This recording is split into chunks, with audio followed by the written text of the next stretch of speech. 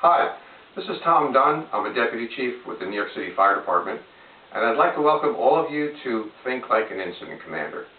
Whether you're currently an incident commander, or if you're a firefighter or company officer with no intention of ever becoming an incident commander, I think we have some good relevant stuff for you in this course. Two of the main themes I'd like to hit at. Number one is to improve your ability to see the big picture at a fire or emergency operation.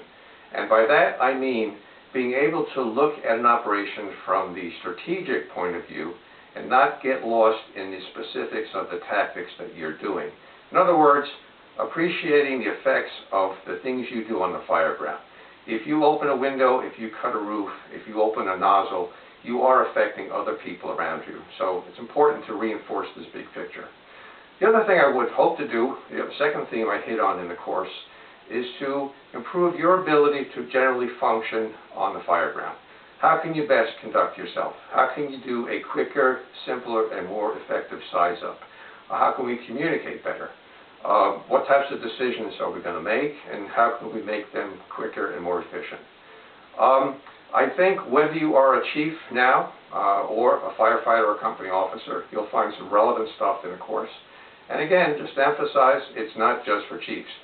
My own opinion is this concept of command presence should be certainly something a chief should be able to enforce in his life and his work, but a firefighter and company officer should also find this relevant.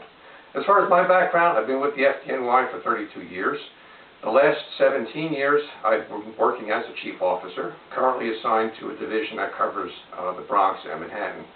And over that period of time, I've had the opportunity to be the incident commander at a lot of fires, a lot of which fortunately went very well, some of which could have gone better. And I've learned from my mistakes. I've learned from my experience. And I'd like to pass on to you some of the lessons I've learned and some of the tools I think that you can use to make yourself a better firefighter, company officer, or chief. As far as the course structure itself, you'll find this to be a very hands-on type of course. A good section of the course is a section that I will basically hand the class over to you. You'll be giving a series of fire scenarios, and I'll ask you to function as the incident commander, to tell us what you see from a strategic point of view, what your plan is to put out the fire. So we will be using videos, case studies, fireground communications, including some of the actual Mayday communications I've had to deal with on the fireground. We'll be using quite a bit of photos to reinforce a lot of concepts like decision-making on the fireground, size-up. How can we do a easier, quicker, safer size-up? How can we more efficiently communicate to each other? And something like stress. This is a topic that I don't think is emphasized enough in the fire service. Whether you're a chief or a firefighter, it doesn't matter. We're in a very stressful line of work.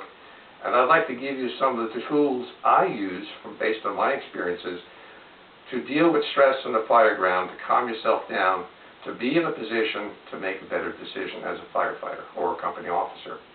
I also try to gear the course to be as generic as possible. I'm not here to teach you FDNY techniques. I'm from a big city with a lot of resources.